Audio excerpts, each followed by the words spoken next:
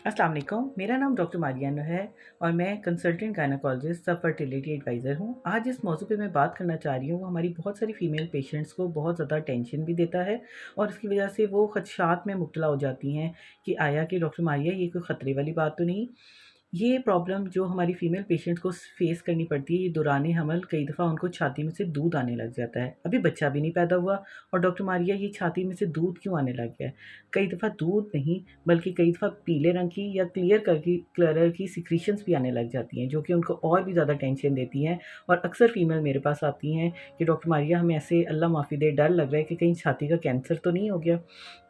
Kindly हमें check करें और हमें बताएँ कि हमें क्या मसला हो रहा है।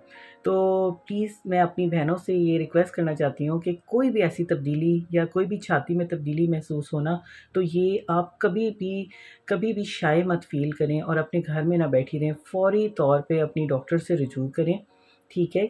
बाज़ औक़ात ये मसला जो होता है ये ख़तरनाक भी साबित हो सकता है, लेकिन ज़्यादातर प्रेगनेंसी में अगर फ़ीमेल्स को ब्रेस्ट में से डिस्चार्ज आ रहा है जो कि क्लियर कलर का है, पीले रंग का है या दूधिया है, तो उम्मीद है कि ज़्यादातर वो कोई ख़तरे वाली बात नहीं होती। प्रेगनेंसी में ब्रेस्ट में ऐसी तब्दीलियाँ आने लग जाती हैं जिसकी वजह से उसमें दूध बनने का मवाद ज़्यादा निकलने लग जाता है। जब वो फुल हो जाती हैं तो थोड़ा बहुत मवाद भी बाहर आने लग जाता है, लेकिन वो होता दूध ही है या उसे क्लोस्ट्रम कहते हैं।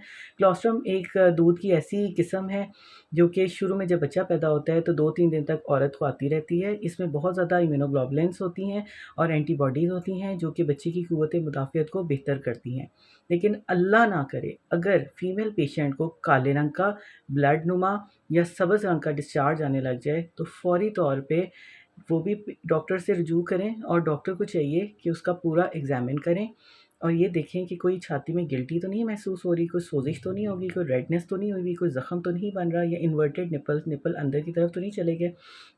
अगर ऐसी कोई भी कैफ़ियत हो सकती है, तो छाती के कैंसर की तब्दीलियाँ भी ऐसी रोनुमा होती हैं, उसको भी रूल आउट करना चाहिए क्योंकि प्रेगनेंसी में वो भी होने के ख़तरात होते हैं। लेकिन ज़्यादातर फ़ीमेल पेशेंट्स को मैं ये कहना चाहूँगी कि अगर आपको छाती में से सफ़ेद, पीला या क्लियर कलर का पानीनुमा फ्लूइड आए, तो ज़्यादातर ये कोई ख़तरे की बात नहीं होती। ये leaking of the breast during pregnancy होती है और ये हार्मोनल इफ़ेक्ट की वजह से होती है और इसकी वजह से आपकी सेहत पे या बच्चे की सेहत पे किसी भी किस्म का कोई ख़तरा रोनमा नहीं होता। उम्मीद है कि आपको मेरी बात समझ आ गई होगी और आपकी क्यूरी जो होगी वो क्लियर हो चुकी होगी। काइंडली मेरे चैनल को सब्सक्राइब करें। Thank you very much. जज़ाकल्लाह।